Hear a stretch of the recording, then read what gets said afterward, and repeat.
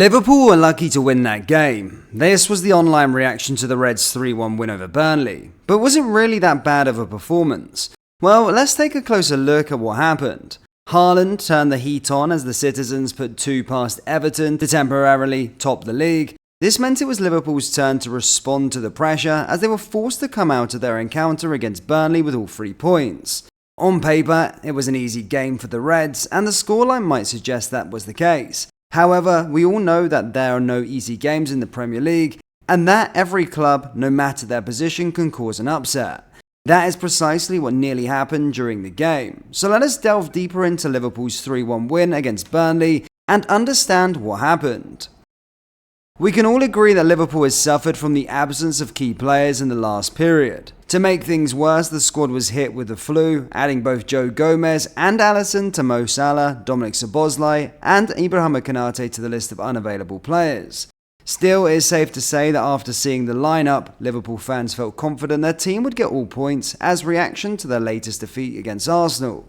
After all, Burnley has failed to win any of their last 6 games and are struggling to get any momentum to survive the relegation battle, which was another reason behind the Reds' confidence. To no one's surprise, Klopp used his beloved 4-3-3 lineup with a few faces returning to the starting 11. Kelleher filled in for the flu-affected Alisson, and it was the same for Robertson, who returned to the left-back position, with Gomez being ill. Trent Alexander-Arnold started at right-back, with Quansah filling in for the suspended Konate, alongside Van Dijk at the heart of defence. Wataru Endo returned from international duty to slot into the number 6 position, with both Alexis McAllister and Curtis Jones playing as the 2-8s. The front 3 remained the same, with Darwin returning to the number 9 position and both Diogo Jota and Luis Diaz occupying the flanks.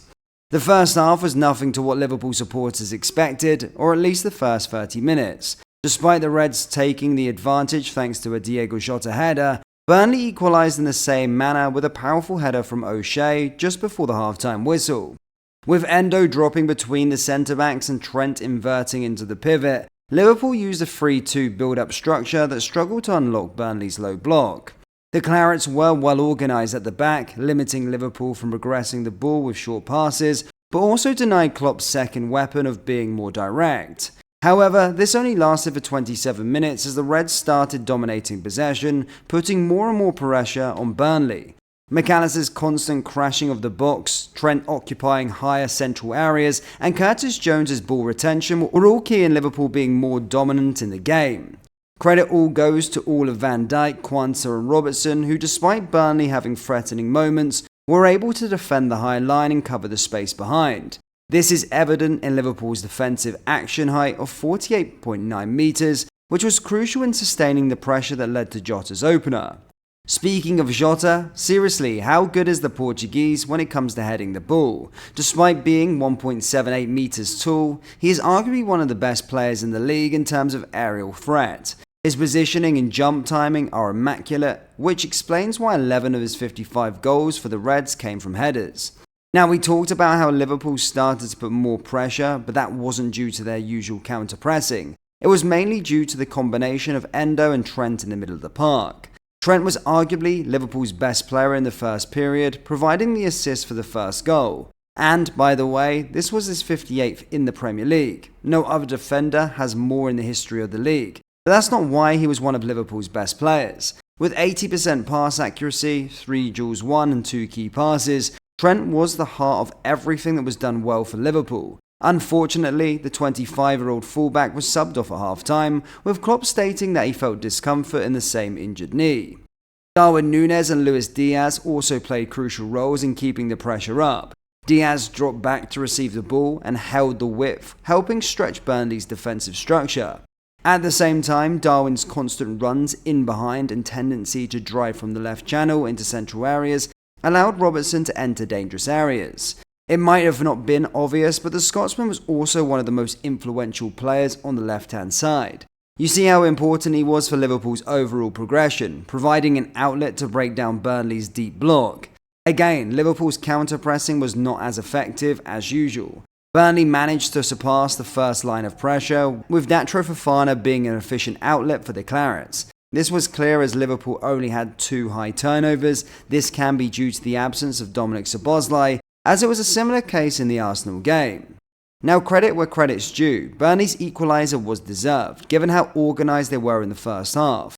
However, with the introduction of Harvey Elliot in the second half, instead of the injured Trent, Liverpool completely dominated the game. The build-up phase improved with all of Van Dijk, Quansah and Robertson circulating the ball effectively to displace Burnley's defensive structure.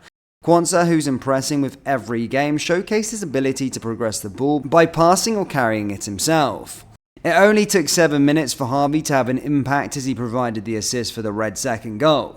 But hold on, we mentioned earlier how Liverpool's counter-pressing wasn't as effective and that only managed to gain 2 high turnovers. Well, one of those behind the Reds' second goal, so let us take a moment to appreciate Wataru Endo's impact here. Once Diogo Jota misplaced his pass, Endo reacted almost immediately to put the pressure on. He then helped regain possession, eventually resulting in Elliot receiving inside the area to assist Diaz. Now, Burnley almost got back into the game as Fofana was able to slip past the Liverpool defence in the 63rd minute. Luckily, Kelleher made the save before Odegaard missed an almost empty net.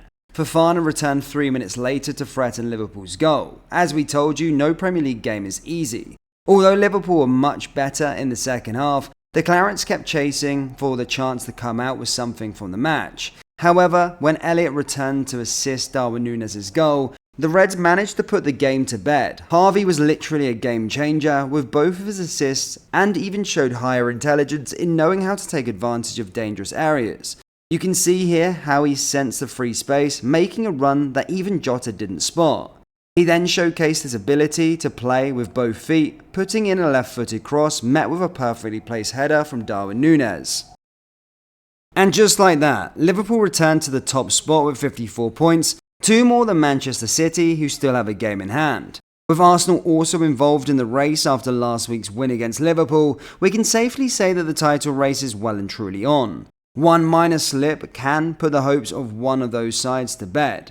Next, the Reds will be facing Brentford and then Luton in a double game week, so if you are AFPL manager, we advise you to target Liverpool's trio. You can thank us later. Liverpool fans, what do you think of Liverpool's overall performance? Did we get it right with our analysis? Share your thoughts in the comment section below, and remember to hit that like button and subscribe button for more Liverpool football content. Thank you, and I'll see you all next time. Take care. Peace.